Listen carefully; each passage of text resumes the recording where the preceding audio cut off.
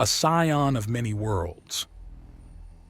The contest of tales was over and thoroughly in his favor.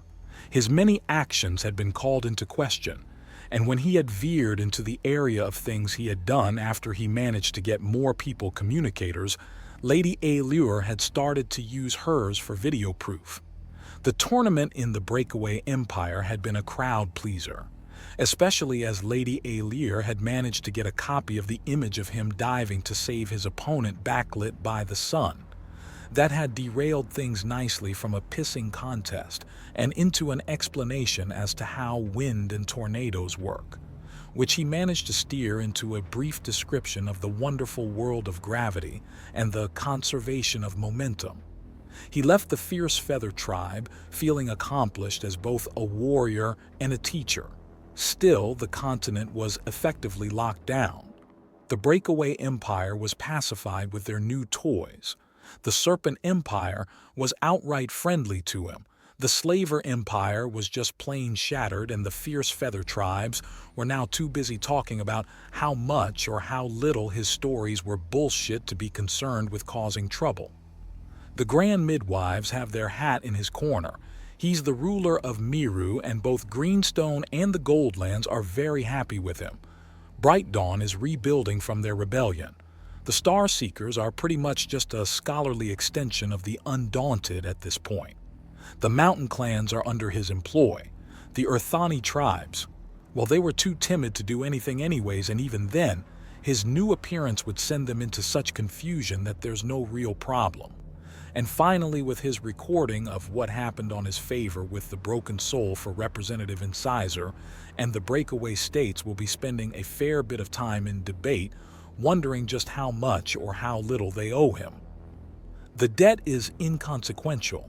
The important part is that they're too distracted to start causing more damage, which means that with the Yorgwa tribes having proven themselves peaceful and amenable to outside contact, the entire world is effectively a slam dunk. The patient is stable for now, and he just needs to hook up a proper IV drip and get started on physical recovery. It's rare that you let your emotions out so much. What are you so relieved about? Lady Allure asks, and he has to grin at her. Do you really have to ask? My task is complete but for the waiting. I can finally put up my swords long enough to actually rest. Feeding off battle and growing stronger is all well and good. In fact, it's been wonderful for me, but it is tiring. A huge yawn cracks his face, and he covers it up with his claw. I need to not only sleep and begin to fully process what has happened to me and why, but just stress test the fixes I've put up. Can the world keep itself in a peaceful and contented state even without me running around to pacify it? You don't do things by halves, do you?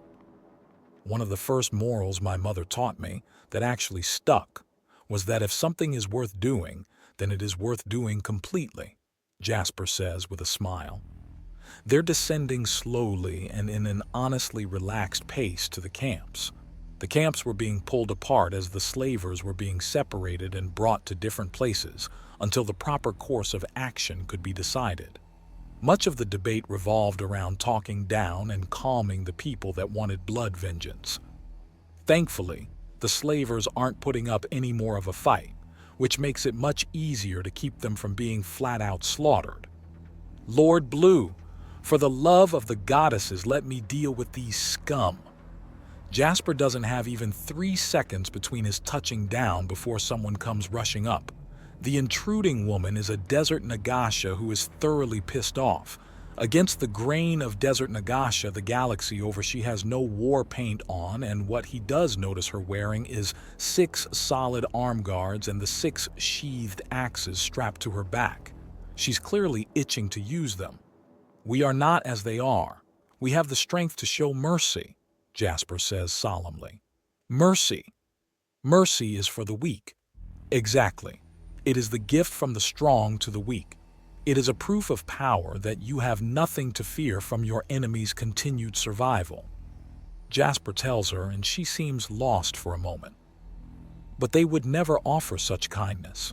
Exactly. Even at their strongest, there was a weakness to them that drove them to depravity.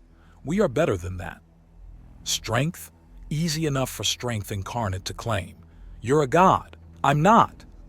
I am no god. I'm as mortal as anyone else. You've returned from death twice.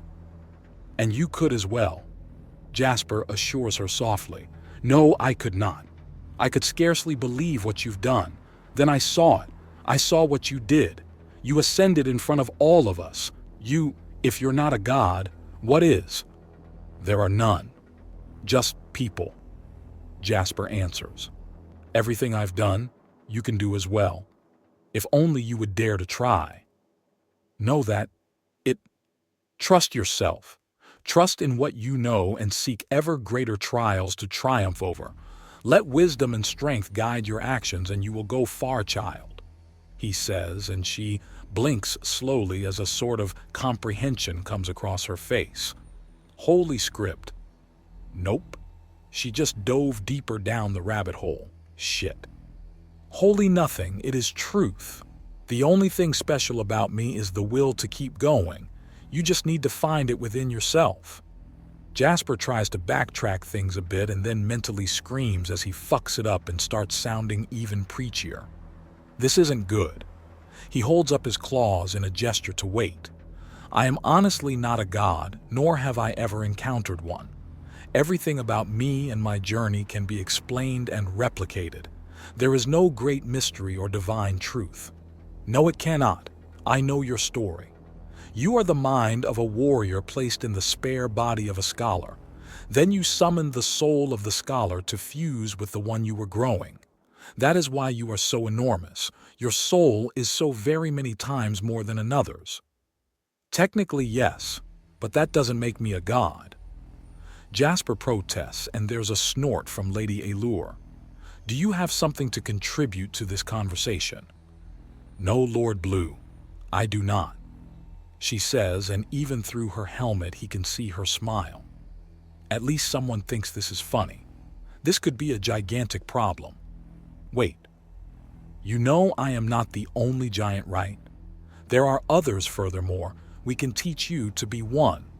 He says, then immediately regrets it. Look, I'm not a god, all right? I cannot hear the prayers of others, I cannot perform miracles, and I am not some ultimate being. And how many forgotten prayed for salvation in the deepest recesses of their soul? Do you have any idea how long I have prayed for vengeance for my brutalized family? A prayer you have answered in full. I'm not a god. I came here due to the machinations of others. My intention, at most, was to stop things from getting worse before rescue arrives. You know, I actually believe it when you say it. Help really is on the way, isn't it? Yes, it is days away at most, he says, and her breath hitches. She chokes out a sob and he kneels down to offer some comfort. I lost hope so long ago. It hurts to have it again. He pulls her in for a gentle hug and her tail wraps around his waist as she chokes down her sobs, her face buried into a gap of his armor where his puffy, shimmering white fur is poking out.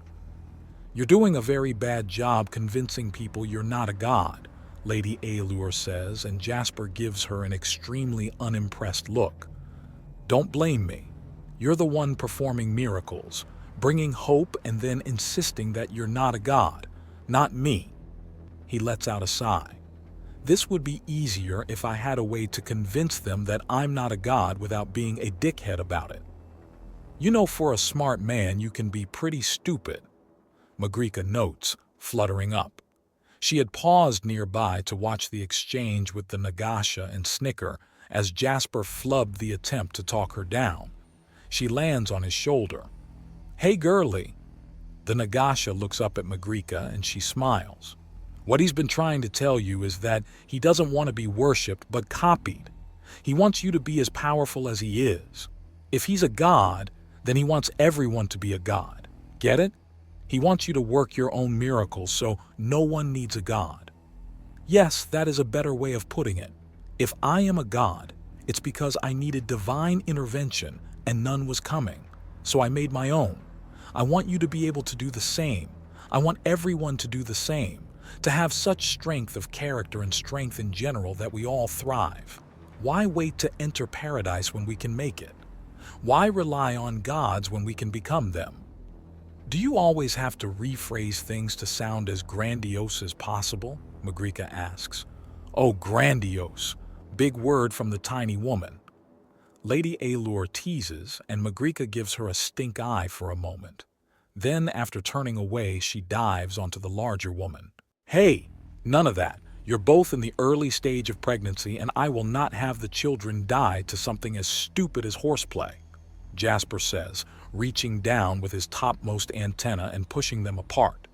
It takes a lot of axiom, and the only reason it even partially works is the fact that neither expected him to use his antenna like that. Hey, how much flexibility do you have with this? Magrika asks, grabbing the antenna and sending a shudder down Jasper's entire body. Her eyes widen and she giggles hysterically for a moment. Oh, Jasper remarks. Oh what? Oh, this? She asks, running her hand down his antenna as Lady Allure muffles her giggle with a hand. He stands up completely and she hangs off his antenna at roughly eye level as the Nagasha just stares. What's the matter, big guy? A little sensitive? You know my antenna are like eyes and ears at once. Let it go. You were the one using it to push me around. That was clearly a mistake. And now you're paying for it. Isn't it funny in how that works out? Hilarious. Let go. Say please. She teases him. Please let go, he says, and she sighs before sending her wings downward to morph into a pair of supports that jolt outwards a bit so she can sit. It's no fun if you instantly give up like that, Magrika complains, and there's a slight snicker from the Nagasha. It's no contest when you've got a grip around someone's sensory organ. You'd be pretty careful if someone had a fist wrapped around your tongue or eyeball. Jasper replies. So, were you just talking and preaching, or are you honest? You want others to be more like you? Yes, I want people to live their best lives. The more people can care for themselves, the more they can care for each other as well. If everyone's strong enough to stand for themselves and have strength left over to help others, well, that's just a better world, isn't it?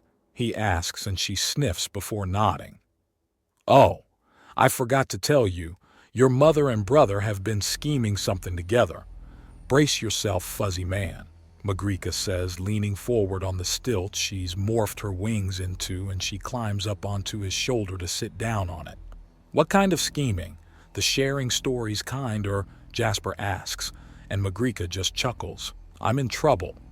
Yes, you are, big guy. This is going to be funny. I thought that the red-haired one who kept stealing everything was going to be the funniest, but it's clear that between you and Horace, he's got the better sense of humor. Oh boy, that? Wait, are you just messing with me? Who can say? It could go either way. Magrika teases with a dazzling smile. Either way, you are messing with me, but whether or not Mom and Horace are planning something is irrelevant to the fact you're actively toying with me. And they're both proper edumacated, so just imagine what they're dreaming up, she says, purposely mispronouncing educated. Oh Lord, when the least intelligent schemer still pulls off a successful paranoia gambit on you and you know it, well, that's not good, Jasper muses. What's going on?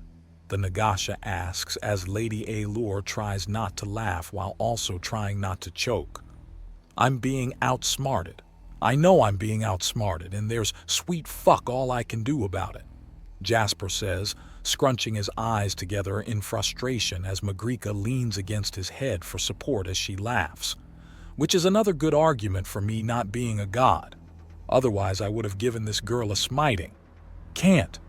I've got your babies in me, Magrika taunts him. And there we have it.